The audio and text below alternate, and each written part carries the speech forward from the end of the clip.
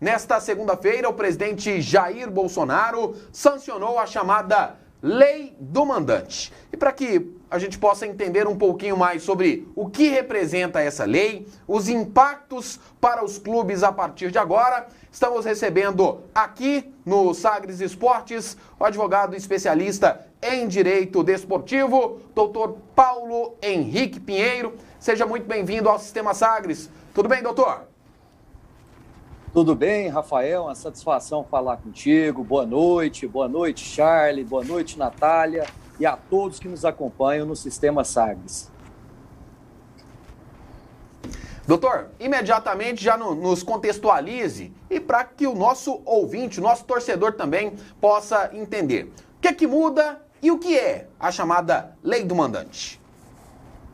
A Lei do Mandante, inicialmente veio com uma medida provisória que perdeu a sua eficácia, ela teve uma vigência por um prazo de 120 dias e ali ela já estabelecia uma situação em que o direito de se negociar para a transmissão das partidas televisivas, elas seriam apenas por parte do clube mandante. E aí gerou-se toda aquela discussão em os contratos que já estavam assinados, como ficariam todas essas situações. Posteriormente, essa medida provisória, ela perdeu a sua eficácia e voltou a viger o que já estava previsto ali na Lei Pelé, que para a transmissão das partidas de televisão, necessariamente teria que ter a anuência das duas equipes participantes.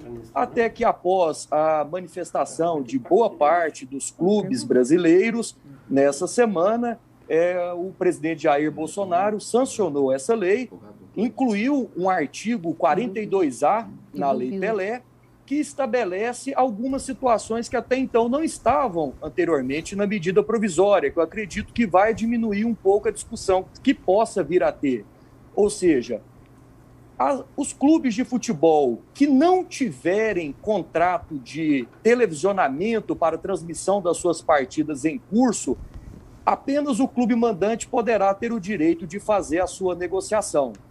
Quando terminar os contratos dos clubes que já possuem o contrato em vigor, eles também poderão negociar individualmente, de acordo com o clube mandante. Até lá, até quando tiver contrato em vigor, permanecerá vigente os contratos que já estão. Vai ter uma sistemática de repartição que definiu acerca do direito de arena, que eu vejo também que é um ganho para os atletas profissionais, porque até então havia uma discussão nos tribunais trabalhistas se os 5% que os atletas têm direito a título desse direito de televisionamento, que é o direito de arena, se ele deveria ser repartido apenas para os atletas titulares, ou se para todos os reservas, ou se apenas para aqueles reservas que também ingressavam na partida. Agora isso ficou resolvido. Todos os atletas, sejam eles titulares e suplentes, terão direito à repartição igualitária. Em síntese, é isso que prevê essa nova alteração aí da Lei do Mandante. É o direito exclusivo do clube mandante, a partir do momento em que ele não tiver contrato em vigor, poder negociar a seu bem entender o valor que ele entende para o seu direito de televisionamento da sua partida. Nós estamos recebendo aqui no Sistema Sagres o doutor Paulo Henrique Pinheiro. Ele é advogado e a partir de agora nos auxilia, contribui aqui com seus conhecimentos a respeito da Lei do Mandante. Charlie Pereira. Advogado e jornalista, né? Viu que não ia dar muito dinheiro no jornalismo, migrou, né, para outra área e está se dando bem, podemos dizer assim. Doutor Paulo Henrique Pinheiro, me lembro de ler, né, que a lei também constava, o senhor falou aí na reta final dessa primeira explicação do senhor, sobre o benefício a jogadores que jogam, jogadores que estão ali no banco de reservas.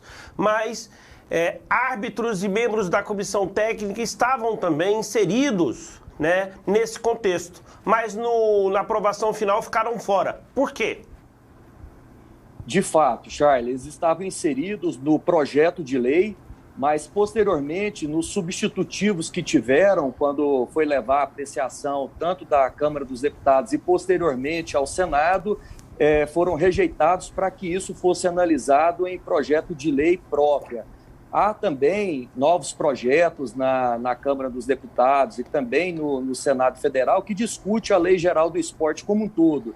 E há também projeto de lei para fazer uma nova regulamentação específica para os membros da comissão técnica, mais dedicado aos treinadores profissionais de futebol, até porque a lei do treinador profissional, ela data de 93 e, de fato, ela precisa de algumas atualizações.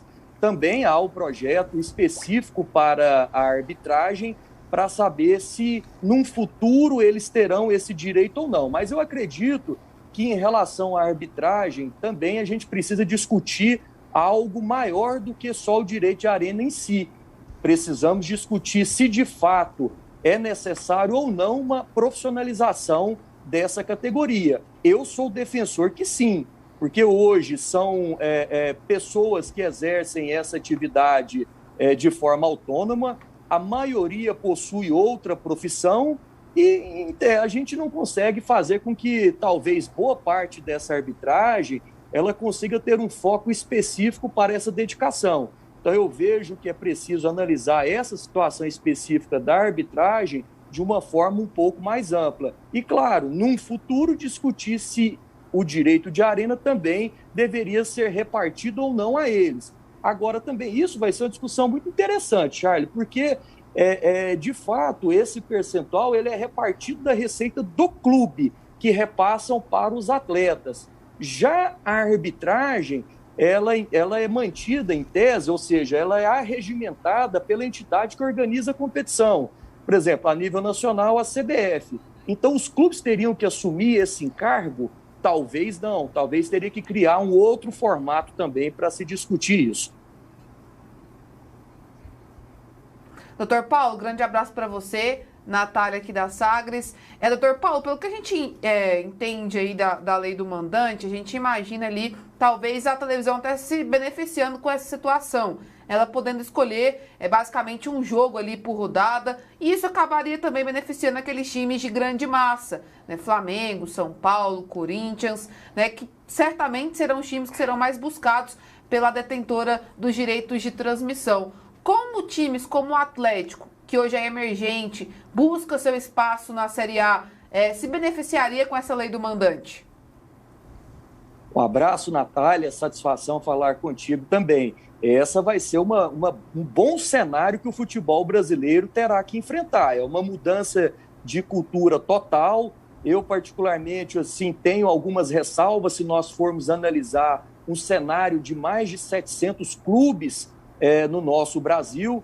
Evidentemente que disputam competições nacionais são em percentuais bem menores, porém, vocês sabem, e todos, que o custo para se produzir uma transmissão televisiva com o mínimo de qualidade possível, que seja ali com 3, 4 câmeras, repórter, estúdio, fazer aquela edição, ela é um custo bem razoável.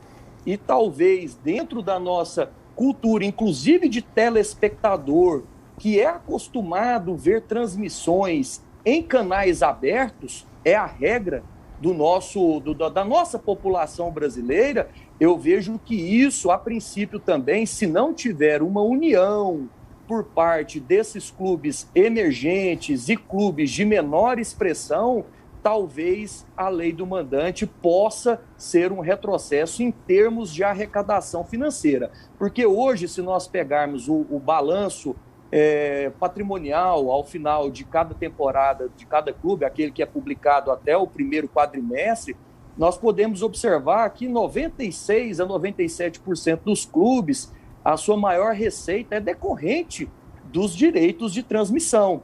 Então, isso, se tiver uma queda muito abrupta, é evidente que isso vai gerar um impacto nas suas outras situações, das suas despesas, algumas fixas e outras variáveis, que talvez terá que buscar outras formas de tentar fazer com que essa receita se equalize.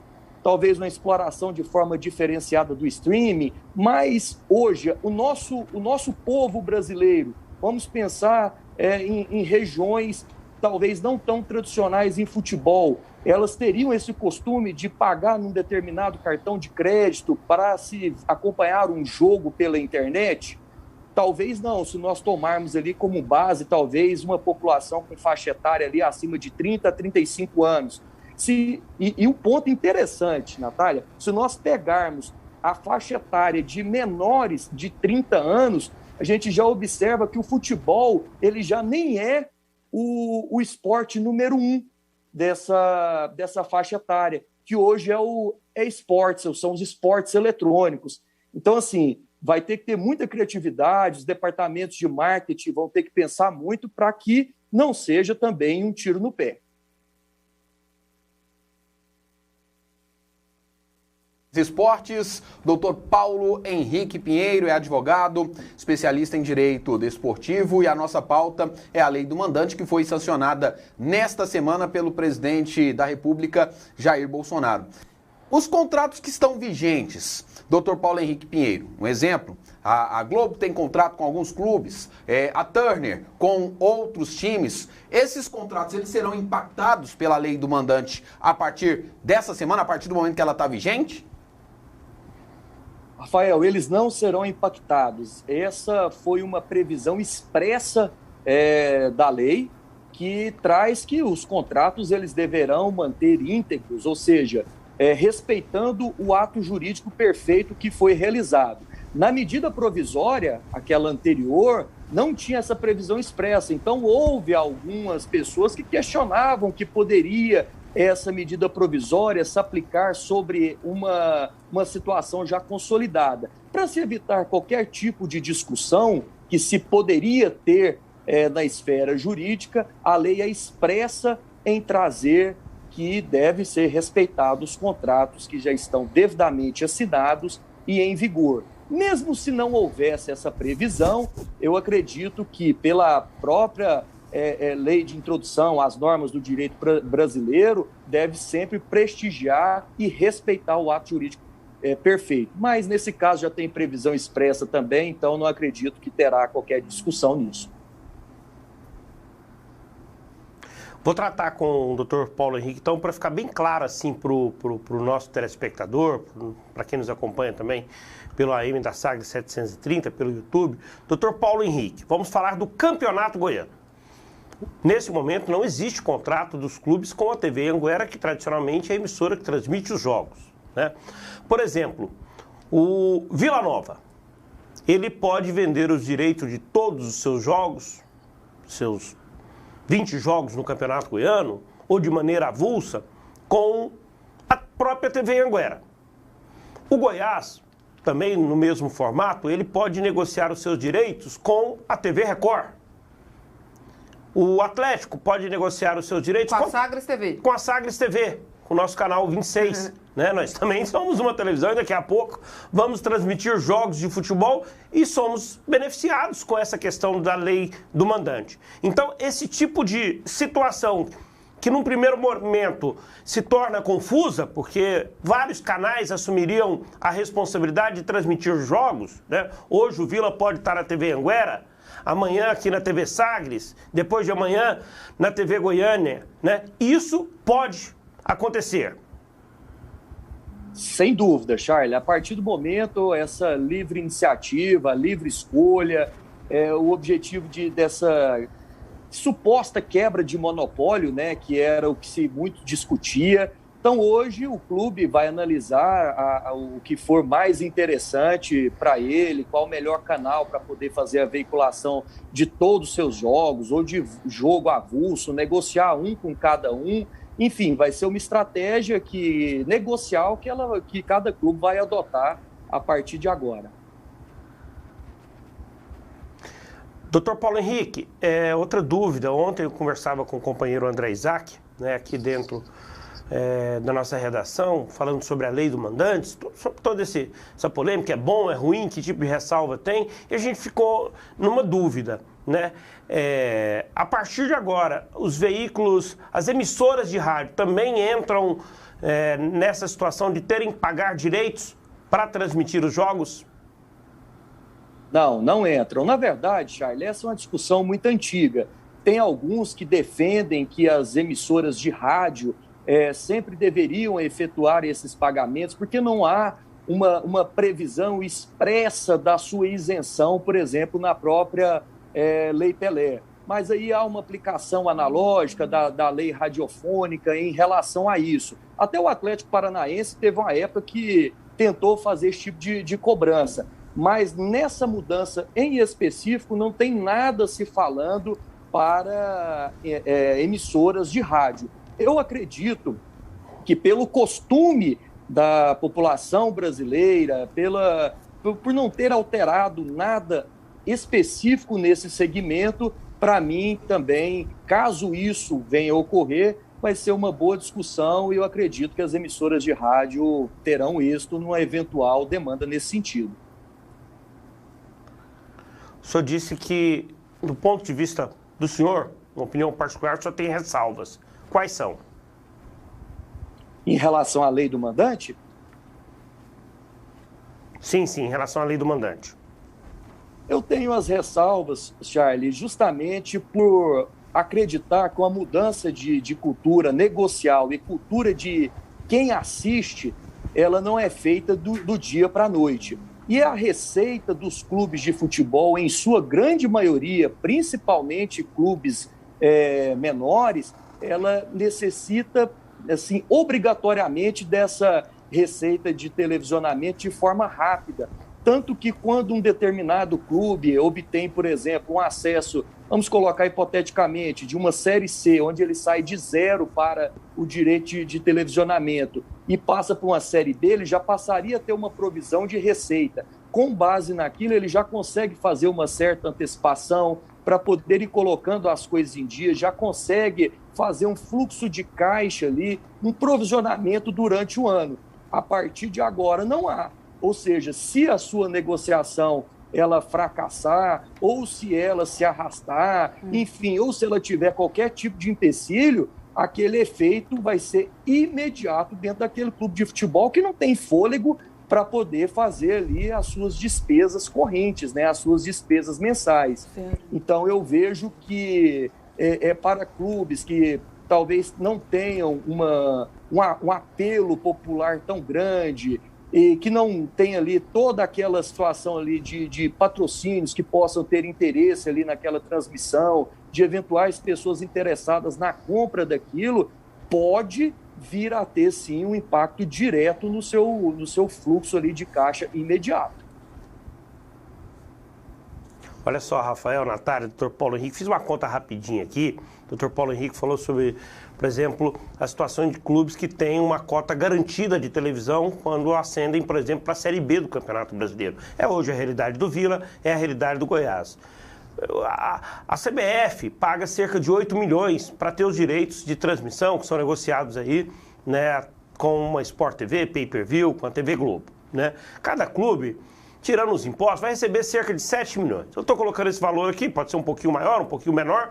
Se a gente dividir o Vila Nova ou o Goiás, né, se você divide 7 milhões por 19 jogos, dá 368 mil reais. Então seria uma conta mais ou menos, uma situação mais ou menos assim. Ano que vem, o Vila, que luta para permanecer, o Goiás deve subir, aí é uma outra realidade financeira muito mais vantajosa. Mas o Vila numa Série B, ele teria que ter capacidade, né, doutor Paulo Henrique, para compensar a lei do mandante, de vender o jogo dele por cerca de 368 mil cada jogo.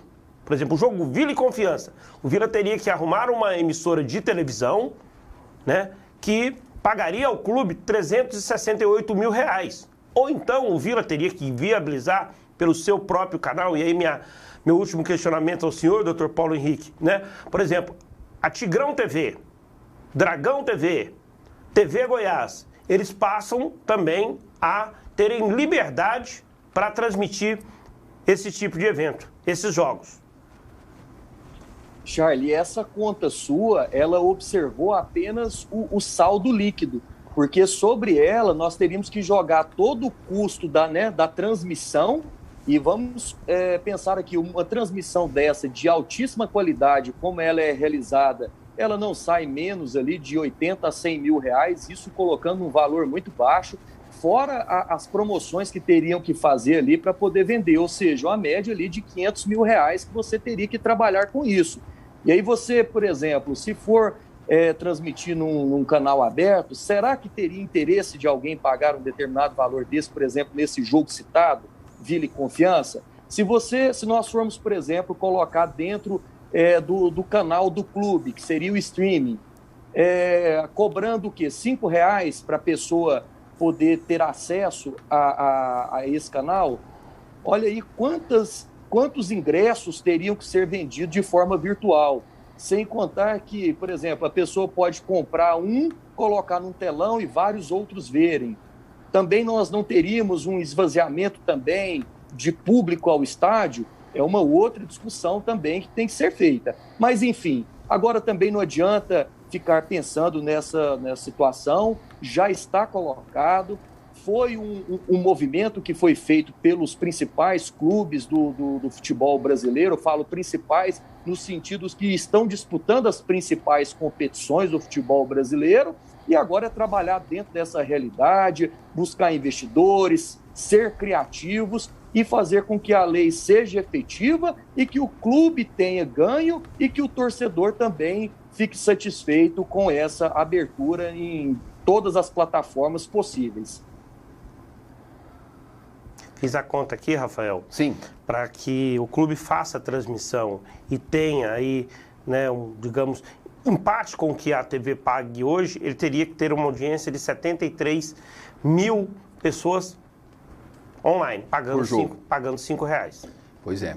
O José Alves está perguntando aqui, e aí eu vou repassar a pergunta para o senhor, doutor. Se o senhor não tiver a resposta, tá tudo bem. É uma pergunta assim abrangente, mas ele faz aqui, ó. Quanto às transmissões das séries A e B, como que ficaria com a lei do mandante a despesa com o VAR, a implementação do VAR? O senhor tem essa resposta aí pro José Alves, doutor Paulo? Tanto na lei do mandante, quanto hoje, todas essas despesas de VAR, arbitragem, Série A, elas são arcadas pelo clube. E são despesas altíssimas.